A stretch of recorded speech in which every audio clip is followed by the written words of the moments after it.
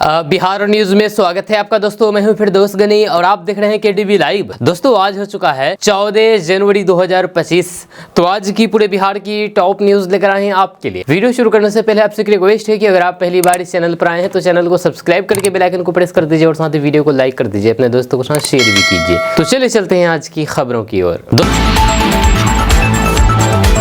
दोस्तों आज बिहार न्यूज की शुरुआत सबसे पहले करेंगे कि बिहार के मुख्यमंत्री नीतीश कुमार ने कल प्रगति यात्रा के तहत मधुबनी जिले को 1107 करोड़ रुपए की विकास परियोजनाओं की सौगात दी है। उन्होंने मधुबनी के लोक ही प्रखंड में 500 एकड़ जमीन पर औद्योगिक क्षेत्र विकसित करने की घोषणा की है। ये कदम जिले में औद्योगिक विकास और फिर रोजगार के अवसर को बढ़ाने के लिए उठाया गया है। जब मुख्यमंत्री नीतीश कुमार ने मधुबनी में कुल 139 विकास परियोजनाओं की आधारशिला रखी। जब इन परियोजनाओं में बुनियादी ढांचे को सुधारने और फिर सामाजिक कल्याण से संबंधित योजनाएं शामिल। उन्होंने मिथिला हाट झंझारपुर में आयोजित एक बैठक में जिले की विकास योजनाओं की समीक्षा की है। इस दौरान उन्होंने अधिकारियों को जनप्रतिनिधियों द्वारा उठाए गए मुद्दों को प्राथमिकता से हल करने के निर्देश दिए हैं। मुख्यमंत्री नीतीश कुमार ने मधुबनी हवाई अड्डे से उड़ान योजना के तहत सेवाएं शुरू करने के लिए केंद्र सरकार से आग्रह करने की बात कही। ये पहल क्षेत्र में कनेक्टिविटी को बढ़ाने और फिर पर्यटन को प्रोत्साहन देने के लिए महत्वपूर्ण मानी जा रही है। दोस्तों मकर संक्रांति के अवसर पर बिहार में सियासी दिग्गजों के दही चूरा भोज का आयोजन शुरू हो चुका है। जब बिहार के अलग अलग सियासी दिग्गज अपने अपने यहाँ पर चूरा दही भोज का आयोजन कर रहे हैं, जिसमें पार्टी गठबंधन के बंधनों को तोड़ करके एक दूसरे को निमंत्रण भेजा जा रहा है। पटना में कल विजय सिन्हा ने यानी कि बिहार के उप मुख्यमंत्री विजय सिन्हा ने अपने आवास पर दही चूरा भोज का आयोजन किया था। वहीं पर अब खबर आ रही है कि बिहार ही नहीं बल्कि देश की सियासत के धुरंधर खिलाड़ी लालू प्रसाद यादव भी आज मकर संक्रांति के अवसर पर आज राबड़ी देवी के आवास पर 10 सर्कुलर रोड में दही चूरा भोज का आयोजन करने जा रहे हैं। मिल रही जानकारी के अनुसार लालू प्रसाद यादव की ओर से बिहार के तमाम राजनीतिक दलों और फिर नेताओं इस दही चूरा भोज के लिए निमंत्रण भेजा जा रहा है। हालांकि पहले की तरह इस बार भी क्या लालू प्रसाद यादव ने मुख्यमंत्री नीतीश कुमार को भी दही चूरा भोज का निमंत्रण भिजवाया या नहीं, इसको लेकर के अभी कुछ पुख्ता जानकारी नहीं मिल पाई है। लेकिन ये तो तय है कि अगर मकर संक्रांति का भोज लालू प्रसाद यादव के आवास पर हो तो फिर उसके सियासी मायने तो जरूर निकलने हैं। अभी तक की जानकारी के अनुसार लालू प्रसाद यादव के इस दही चूरा भोज में सिर्फ पार्टी के बड़े नेताओं को आमंत्रित किया गया है। पूर्व मुख्यमंत्री राबड़ी देवी के आवास पर दही चूरा भोज के लिए तैयारी तेज कर दी गई है। जब भोज के दौरान मेहमानों को दही चूरा भोज, तिलकुट, तिलवा समेत अन्य व्यंजनों का स्वाद चखने का मौका मिलेगा।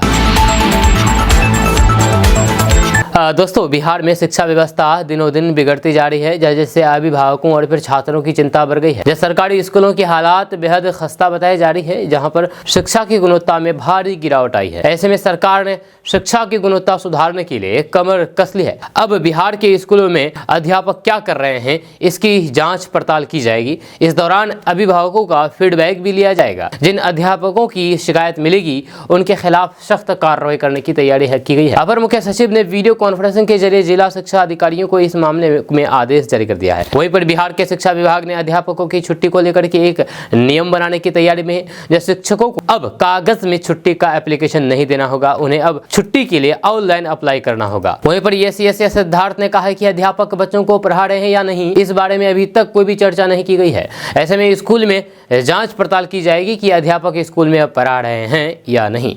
इसका मकसद शिक्षा की गुणवत्ता में सुधार करना है। जब शिक्षा के नाम पर सरकार करोड़ रुपए खर्च करती है। उन्होंने कहा है कि टाइम पास करने वाले शिक्षकों के खिलाफ सख्त कार्रवाई की जाएगी। जब विभाग के इस कदम से शिक्षकों की टेंशन बढ़ गई है। वहीं पर सरकारी स्कूलों की जांच पड़ताल से प्रधानाचार्य बेहद खुश नजर आ रहे हैं। जब उनका कहना है कि इस आदेश से कोई भी अध्यापक देरी से स्कूल नहीं आएंगे। आमतौर पर प्रधानाचार्य को ही अध्यापकों को समय से स्कूल पहुंचने के लिए कहना पड़ता है। आपको बता दो कि दिसंबर 1995 के बाद नियमित शिक्षकों को मैट्रिक ट्रेनिंग वेतन देने की मांग की गई है। इसमें कहा गया है कि सरकार भेदभाव कर रही है। यह इसके खिलाफ कोर्ट में याचिका दायर की गई है। वहीं पर कोर्ट ने इस मामले में अध्यापकों से भी सभी डॉक्यूमेंट्स मांगे हैं।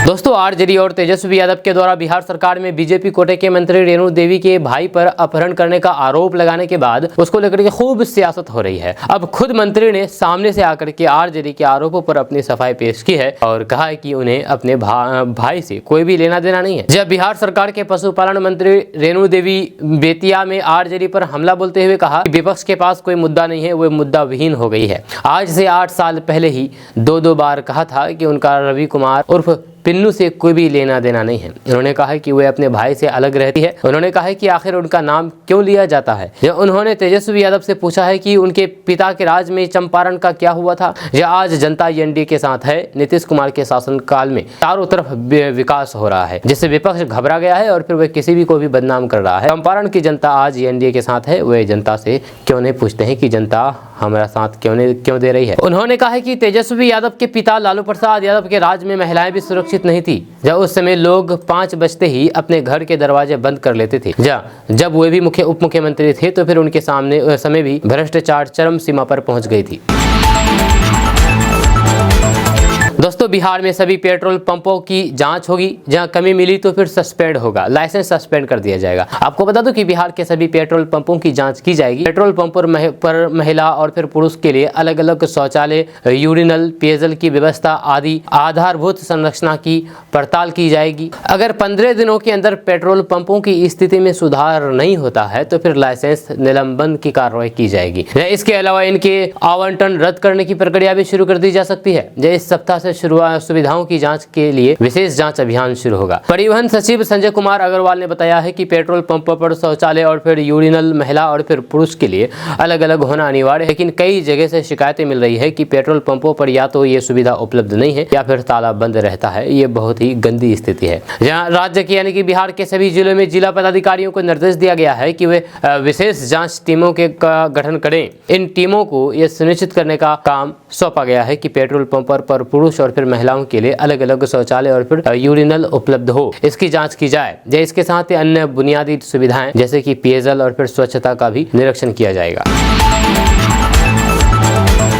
दोस्तों, बिहार में शीतलहर का प्रकोप जारी है, जिससे जनजीवन अस्त व्यस्त हो गया है। बिहार के अधिकांश हिस्सों में घने कोहरे और फिर ठंडी हवाओं के चलते लोगों को काफी दिक्कतों का सामना करना पड़ रहा है। मौसम विभाग ने बिहार के 31 जिलों के लिए येलो अलर्ट जारी करते हुए हल्के से मध्यम कोहरे की चेतावनी जारी की गई है। आपको बता दें कि बिहार के कई जिलों में सुबह के समय विजिबिलिटी बेहद कम दर्ज की जा रही है। कोहरे की घनी परत के कारण पटना, गया, पूर्णिया, भागलपुर और फिर मुजफ्फरपुर जैसे प्रमुख इलाकों में सड़क और फिर रेल यातायात प्रभावित हो रहा है। मौसम विभाग ने इन परिस्थितियों में खास सावधानी बरतने की सलाह दी है। जब मौसम विज्ञान केंद्र ने जिन जिलों में अलर्ट जारी किया गया है उनमें शामिल है पश्चिमी चंपारण, पूर्वी चंपारण, सीतामढ़ी, शिवहर, मधुबनी, दरभंगा, मुजफ्फरपुर, गोपालगंज, सिवान, सारण, वैशाली, समस्तीपुर, खगड़िया, भागलपुर, बांका, जमुई, लखीसराय, शेखपुरा, नवादा, गया, औरंगाबाद, रोहतास, कैमूर, बक्सर, भोजपुर, अरवल, पटना, जहानाबाद, नालंदा और फिर बेगूसराय। इन जिलों में घने कोहरे के कारण सुबह के समय आवागमन में मुश्किलें आ सकती है। वहीं पर मौसम विज्ञान केंद्र के अनुसार 12 जनवरी के बाद पश्चिमी विक्षोभ सक्रिय हो सकता है, जिससे तापमान में 2 से 3 डिग्री सेल्सियस की बढ़ोतरी हो सकती है। ये विक्षोभ 14 जनवरी की रात तक उत्तर पश्चिमी भारत को प्रभावित करेगा। इस दौरान बिहार में आंशिक बादल छाए रह सकते हैं।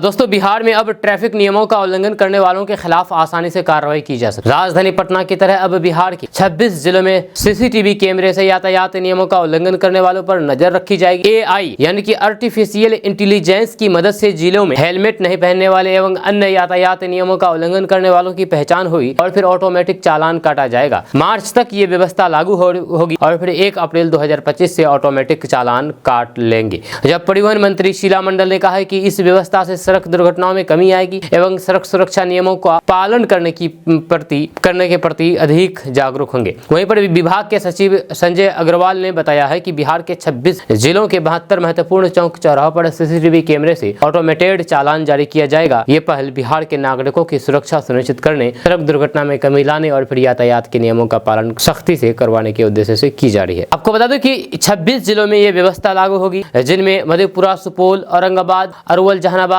नवादा, समस्तीपुर, मधुबनी, शेखपुरा, जमुई, लखीसराय, बांका, अररिया, किशनगंज, कटिहार, बक्सर, रोहतास, कैमूर, भोजपुर, गोपालगंज, सिवान, शिवहर, सीतामढ़ी, वैशाली, खगड़िया और मोतिहारी जिला शामिल है। इन जिलों में ये व्यवस्था जल्द से जल्द लागू हो जाएगी। आपको बता दें कि परिवहन मंत्री ने कहा कि 4 स्मार्ट सिटी वाले जिलों में पहले से ही ये व्यवस्था लागू है। 9 अन्य जिलों में भी ये एक विस्तृत कार्यक्रम के तहत सीसीटीवी कैमरे लगाए जाएंगे। कैमरे वाहन की नंबर प्लेट को स्वचालित रूप से स्कैन करेंगे या किसी भी प्रकार के यातायात नियम के उल्लंघन की स्थिति में सिस्टम खुद ब खुद चालान तैयार करके संबंधित वाहन स्वामी के पते पर भेजेगा। जहां इस नई व्यवस्था के लागू होने से पहले जनता को इस बारे में जागरूक करने के लिए विशेष अभियान चलाया जाएगा। दोस्तों बिहार में सड़क दुर्घटना पीड़ितों की मदद के लिए आपातकालीन सेवा डायल 102 से राज्य भर की यानी कि पूरे बिहार की निजी एम्बुलेंस भी जुड़ेंगी। बिहार सरकार ने यानी कि राज्य सरकार ने तत्काल पीड़ितों की सहायता पहुंचाने के लिए सभी एम्बुलेंसों की मैपिंग 102 से कराने का फैसला किया है। इसके तहत सरकारी एम्बुलेंसों के साथ ही सभी प्राइवेट एम्बुलेंस भी आपातकालीन सेवा के माध्यम से उपलब्ध होंगी। यह दुर्घटना पीड़ितों को तत्काल चिकित्सीय सहायता उपलब्ध होने से उनके जीवन की रक्षा संभव हो पाएगी और फिर लोगों की जान जाने की संख्या में कमी आएगी। राज्य में यानी कि बिहार में सरकारी एम्बुलेंसों की सेवा फ्री उपलब्ध है, जब वहीं पर निजी एम्बुलेंसों को आपातकालीन सेवा में शामिल किए जाने पर सरकार की ओर से भुगतान किया जाएगा। इसके पहले इसकी दर तय की जाएगी। वर्तमान में आपातकालीन नंबर डायल 102 से सिर्फ सरकारी एम्बुलेंस ही जुड़ी है। दोस्तों बिहार में 68,000 से अधिक शिक्षकों की मार्कशीट और फिर प्रमाण पत्रों की जांच का फैसला लिया गया है। ये शिक्षक दूसरे राज्यों के निवासी हैं और फिर अपने प्रमाण पत्रों के आधार पर बिहार में शिक्षक की नौकरी कर रहे हैं। इनमें सबसे अधिक 24,000 शिक्षक बीपीएससी द्वारा चयनित हुए हैं। शिक्षा विभाग के निर्देशानुसार अगर जाँच में शिक्षकों के प्रमाण पत्र संदिग्ध पाए जाते हैं तो उन्हें होल्ड किया जाएगा। इस दौरान वे अपने वर्तमान स्कूलों में पढ़ाते रहेंगे, लेकिन यदि प्रमाण पत्र फर्जी साबित होते हैं तो फिर न केवल उनकी सेवा समाप्त होगी बल्कि वेतन की रिकवरी भी की जाएगी। आपको बता दें कि बिहार के 76,000 सरकारी स्कूलों में कुल 5,50,000 शिक्षक कार्यरत हैं। इनमें से 68,000 शिक्षक उत्तर प्रदेश, झारखंड, पश्चिम बंगाल, हरियाणा, दिल्ली और फिर राजस्थान जैसे राज्यों से हैं।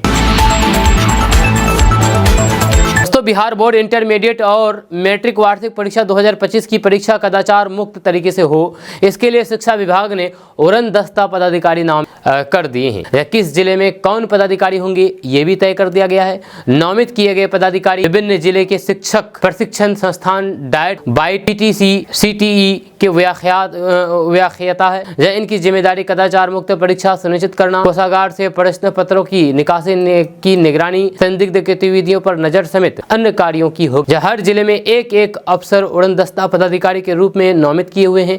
जब कुल 38 पदाधिकारियों को परीक्षा में कदाचार रोकने के लिए अलग से लगाया गया है।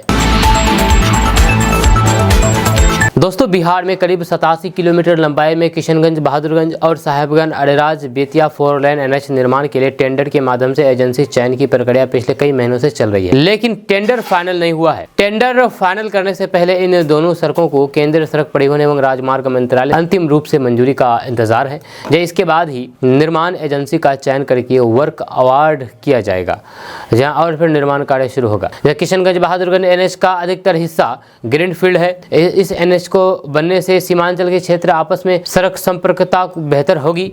साथ ही पश्चिम बंगाल गए बिना ही किशनगंज तक आवागमन में सुविधा होगी। वहीं पर साहेबगंज अरेराज बेतिया 4 लेन के निर्माण से वैशाली, केसरिया, बुद्धिस्ट सर्किट के पर्यटन स्थलों तक सुगम संपर्कता स्थापित होगा। साथ ही साथ पटना से बेतिया तक जाना भी आसान हो जाएगा। सूत्रों के अनुसार इन दोनों सड़कों का निर्माण भारतमाला परियोजना के तहत होगा। किशनगंज बहादुरगंज एनएच का निर्माण करीब 22 किलोमीटर लंबाई में करीब 747 करोड़ रुपए की लागत से होगा। इस परियोजना में 19 किलोमीटर ग्रीनफील्ड सड़क और फिर बची हुई सड़क पहले से ही बनी हुई है, जिसका चौड़ीकरण किया जाएगा। ये एनएच 31 बंगाल सीमा पर स्थित ग्राम उत्तरराम से शुरू होकर के एनएच 327 पर ग्राम सतल इस्तमरार बहादुरगंज में जाकर के मिलती है। ग्राम सताल इस्तमरार बहादुरगंज में जाकर के मिलती है। ईस्ट वेस्ट कॉरिडोर पहले से ही 4 लेन सड़क है।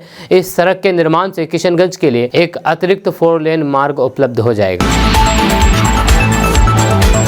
दोस्तों विदेश में ब्लैक मनी खपाने वाले बिहारियों की अब मुश्किलें बढ़ेगी। कारोबारी से लेकर के अफसर तक रडार पर है। आपको बता दूं कि बिहार के उन लोगों की अब मुसीबत बढ़ने वाली है जो काली कमाई को विदेश में खपाए हुए हैं। ऐसे लोग इनकम टैक्स की रडार पर हैं और फिर उनके ऊपर कार्रवाई की प्रक्रिया शुरू हो सकती है। ऐसे लोगों की संदिग्ध परिस्थिति के बारे संपत्ति के बारे में जानकारी जुटाई जा रही है। मीडिया रिपोर्ट्स के अनुसार केंद्रीय प्रत्यक्ष बोर्ड यानी कि CBDT ने कई ऐसे संदिग्ध संपत्तियों की जानकारी बिहार में आयकर विभाग को दी है। मीडिया रिपोर्ट्स के अनुसार CBDT ने कई ऐसे संदिग्ध संपत्तियों की जानकारी बिहार में आयकर विभाग को दी है।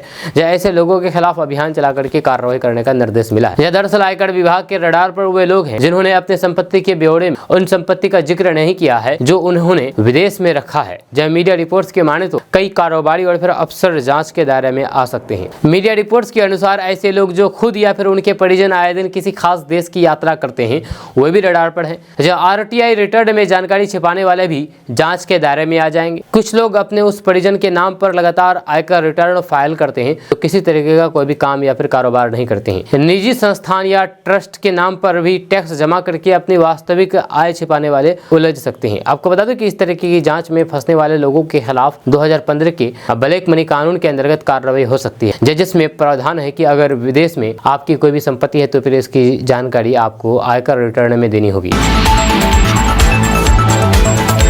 दोस्तों, बिहार सरकार के मंत्री रेणु देवी के भाई पर एक व्यवसायी का अपहरण करके जबरन जमीन रजिस्ट्री कराने का आरोप है। जहां वहीं पर इस मामले को लेकर के राजनीति भी शुरू हो चुकी है। जब विधानसभा में विपक्ष के नेता राजद नेता तेजस्वी यादव ने भाजपा और फिर नीतीश सरकार पर जब करार निशाना साधा है। रेणु देवी के भाई रवि कुमार उर्फ पिन्नू पर पहले भी कई आरोप लग चुके हैं। अब इसको लेकर के तेजस्वी यादव ने सोशल मीडिया पर लिखा है कि भाजपा की राष्ट्रीय उपाध्यक्ष और फिर पूर्व उप मुख्यमंत्री तथा बिहार सरकार में वर्तमान मंत्री रेणु देवी के भाई आदतन अपराधी है, जिनका नाम जमीन हड़पने, अपहरण, लोगों की जान लेने समेत दर्जनों गंभीर मामले दर्ज हैं। जबरदस्ती वसूली, इसके बाद उसने बेतिया में एक व्यक्ति का अपहरण कर लिया, जब उसे अपने होटल में ले गया, जब उनकी पिटाई की और फिर जमीन हड़पने के लिए बंदूक की नोक पर उस पर जबरन हस्ताक्षर करा लिए। राजद नेता तेजस्वी यादव ने कहा है कि बिहार में पूरी तरीके से राक्षस राज स्थापित हो चुका है। सरकार और फिर उसके नेता बेहोश हैं। हमने अपने मीडिया मित्रों को सबूत के साथ वीडियो भी दिया है, लेकिन सरकार द्वारा प्रमाणित इन कुख्यात भाजपा अपराधियों को कोई पकड़ नहीं पा रही है। अगर इन मंत्री का भाई किसी दूसरे पार्टी से होता तो और फिर ऊंची आवाज में किसी से बात भी कर रहा होता तो फिर सब लोग छाती पीट रहे होते और विधवा की तरह विलाप कर रहे होते। इस राक्षसी शासन ये अपहरण, मारपीट, पिस्तौल और जमीन हड़पने का मामला है।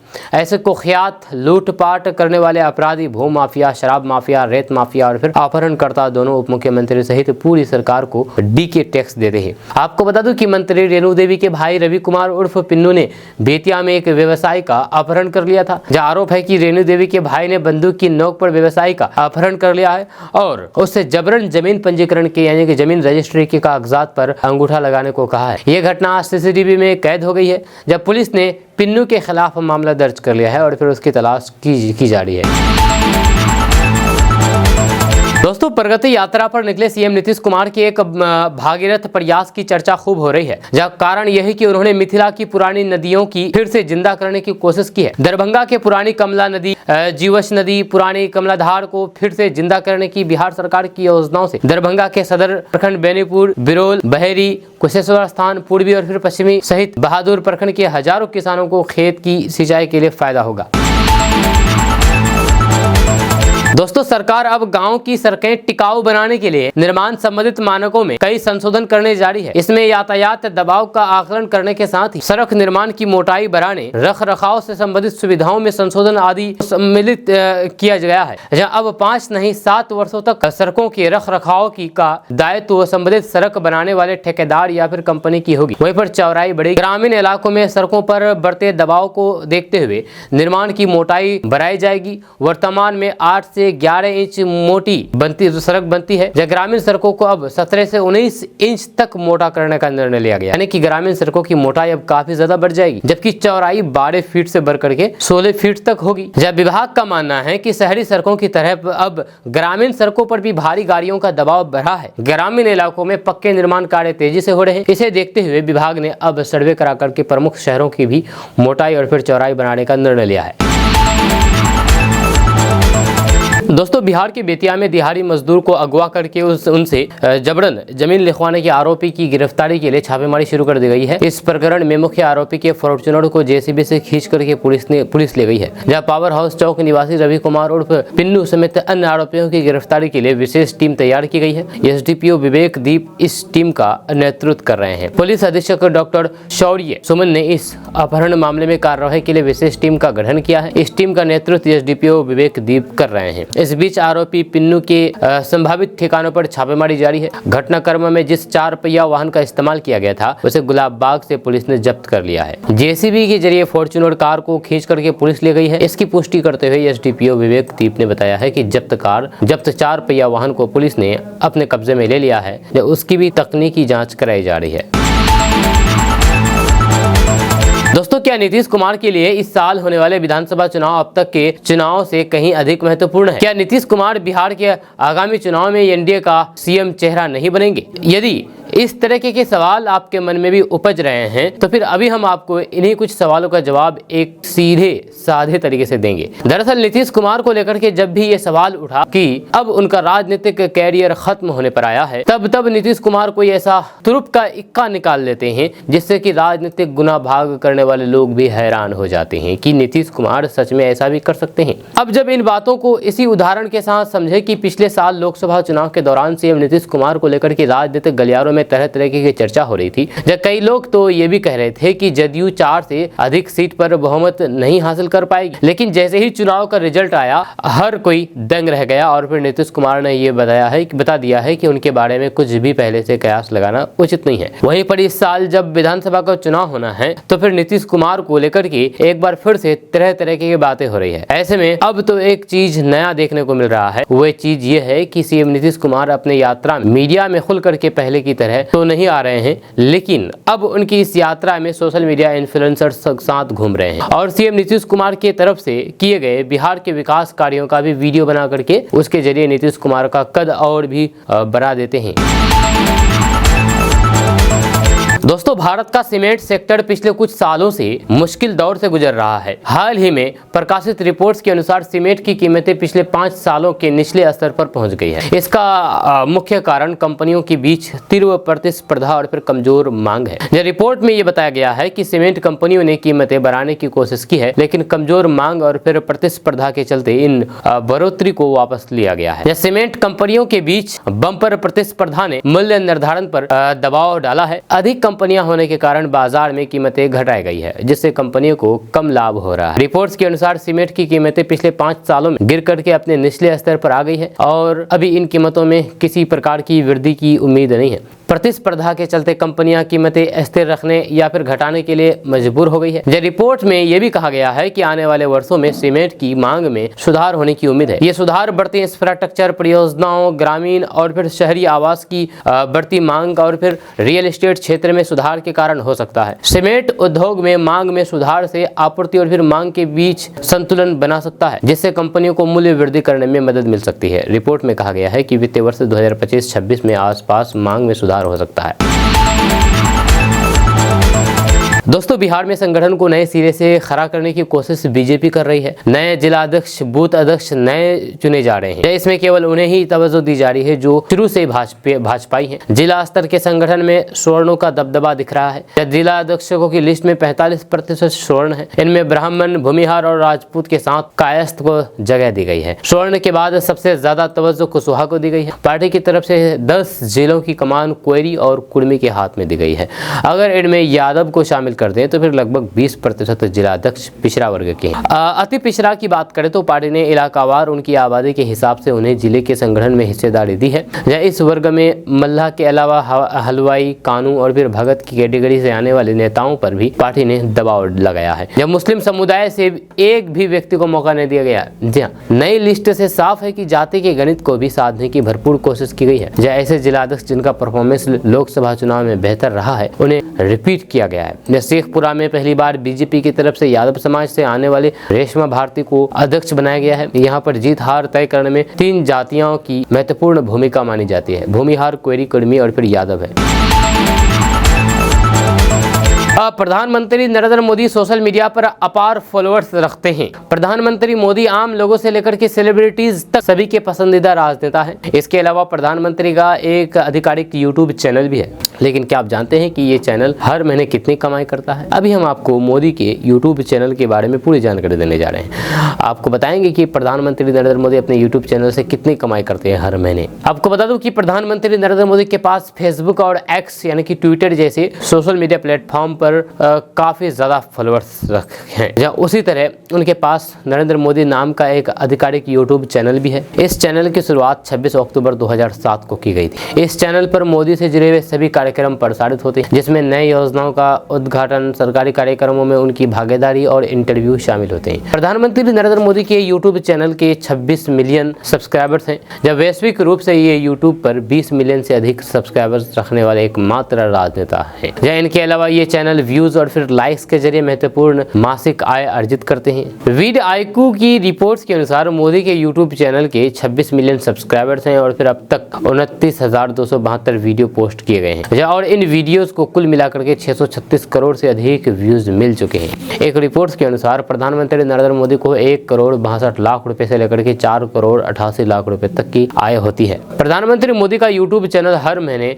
$1,89,000 यानी कि 1 करोड़ 62 लाख रुपए से लेकर के $5,67,000 यानी कि 4 करोड़ 87 लाख रुपए तक महीने की कमाई होती है। इस चैनल पर अपलोड किए गए अधिकांश वीडियो 40,000 व्यूज से अधिक प्राप्त करते हैं। ज्यादा सब्सक्राइबर और फिर व्यूज के कारण प्रधानमंत्री मोदी के यूट्यूब चैनल को महत्वपूर्ण आय प्राप्त होती है। हर हफ्ते औसतन 19 वीडियो अपलोड किए जाते हैं। प्रधानमंत्री नरेंद्र मोदी के फेसबुक पर 48 मिलियन और इंस्टाग्राम पर 82 मिलियन फॉलोअर्स हैं। प्रधानमंत्री मोदी के बाद ब्राजील के पूर्व प्रधानमंत्री जायर बोल्सोनारो यूट्यूब चैनल के मामले में दूसरे सबसे बड़े विश्व नेता हैं, जिनके पास 6.6 मिलियन सब्सक्राइबर्स हैं।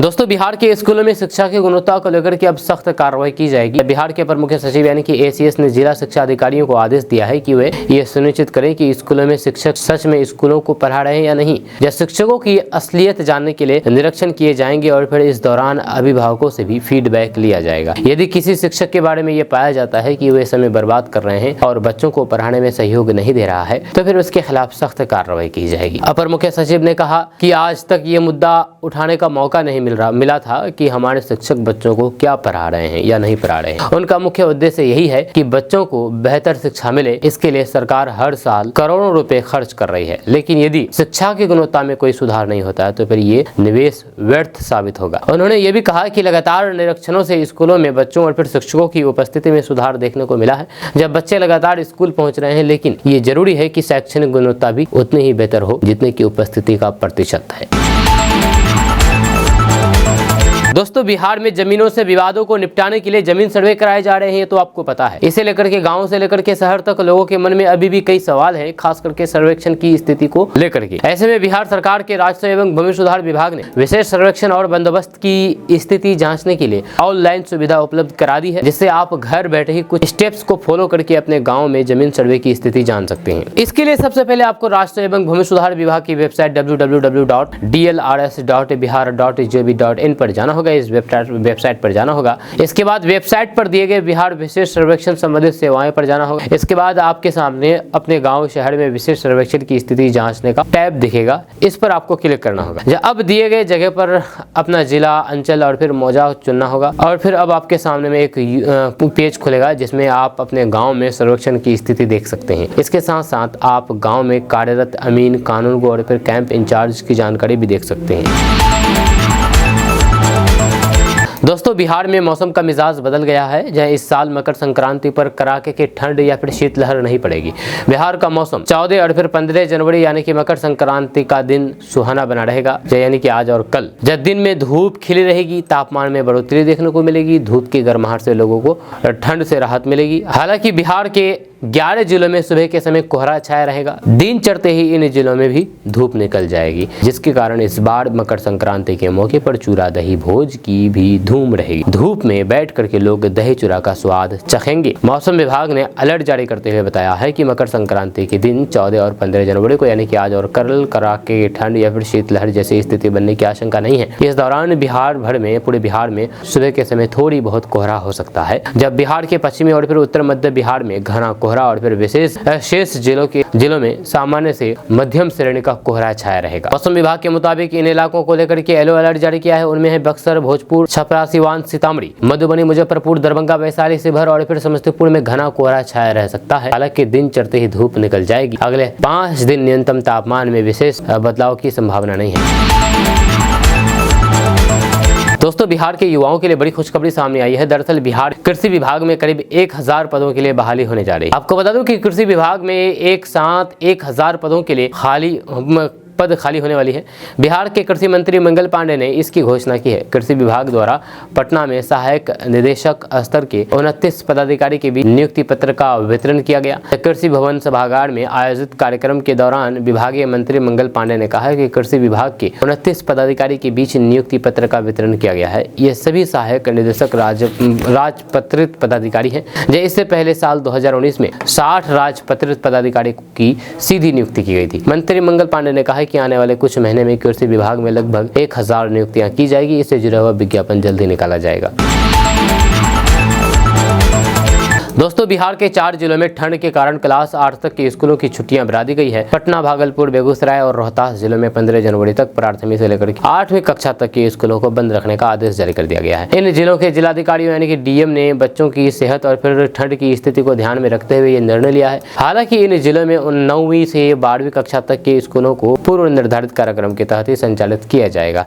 शिक्षा विभाग के अधिकारियों का कहना है कि ठंड के कारण बच्चों की सेहत पर असर न पड़े, इसलिए कक्षा 1 से 8 तक के स्कूलों को बंद रखने का निर्णय लिया गया है। आपको बता दूं कि इन जिलों के माता पिता और छात्रों ने प्रशासन के इस कदम का स्वागत किया है, क्योंकि सर्दी के कारण ठंड काफी बढ़ गई है और फिर छोटे बच्चों के लिए स्कूल में जाना मुश्किल हो रहा था। जब वहीं पर शिक्षा विभाग ने यह भी सुनिश्चित किया है कि उच्च कक्षाओं में पढ़ाई प्रभावित न हो, इसलिए 9वीं से 12वीं तक के स्कूलों को बंद करने का निर्णय लिया गया है।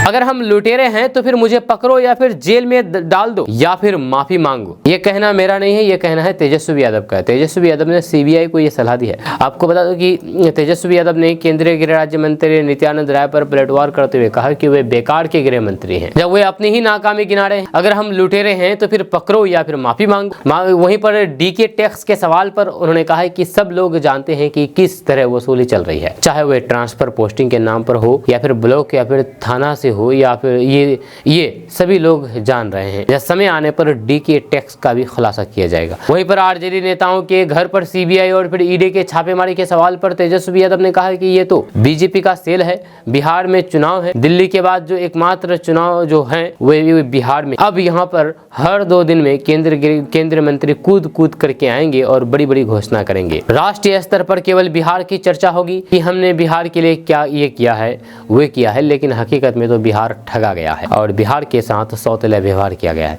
एजेंसी लगाई जाएगी। जब सरकार गिरी थी, मुख्यमंत्री उधर से इधर आए थे, तो फिर विजय कुमार चौधरी के रिश्तेदार के घर पर भी छापेमारी हुई थी। ललन सिंह के करीबी और फिर मुख्यमंत्री नीतीश कुमार के करीबी अधिकारियों पर भी छापा हुआ था। हम तो कहेंगे कि सीबीआई को हमारे घर में ही दफ्तर खोल लेना चाहिए। तेजस्वी यादव ने मुख्यमंत्री नीतीश कुमार पर भी हमला बोलते हुए कहा कि जो नीतीश कुमार 10 लाख नौकरी को असंभव कहते थे, अब वहीं पर नीतीश कुमार 20 लाख नौकरी की बात करते हैं। जो नीतीश कुमार कहते थे कि कहां से 10 लाख नौकरी लाएगा, अपने बाप के घर से लाएगा, आज उन्हीं की पार्टी के लोग लिखते हैं कि रोजगार मतलब नीतीश कुमार।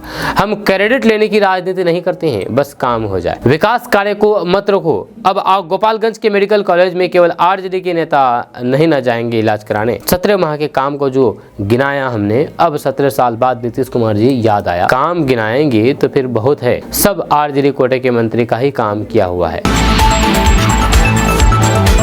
दोस्तों, बिहार के राजगीर में बन रहा इंटरनेशनल क्रिकेट स्टेडियम इस साल के जुलाई महीने तक तैयार हो जाएगा। लगभग 350 करोड़ की लागत से बन रहे स्टेडियम के 3/4 यानी कि 75% काम पूरा हो चुका है।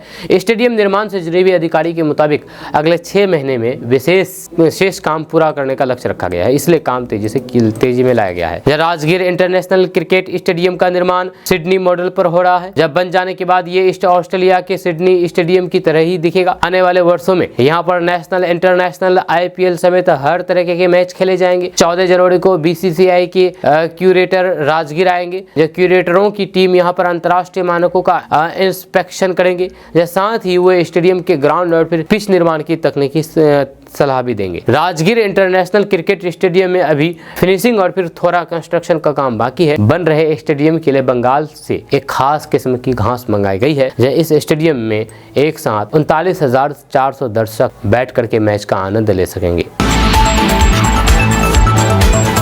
दोस्तों, नीतीश सरकार ने खेती की सिंचाई सुविधा को बेहतर बनाने के लिए एक नई पहल की शुरुआत की है। ये किसानों को उनके खेतों में निजी नलकूप स्थापित करने के लिए आर्थिक सहायता प्रदान कर रहे हैं। मुख्यमंत्री निजी नलकूप योजना के तहत किसानों को आर्थिक सहायता की जा रही है। योजना का लाभ उठा करके किसान अपने खेतों की सिंचाई कर सकते हैं और फिर उन्हें इसके लिए सरकार से अनुदान भी मिलेगा।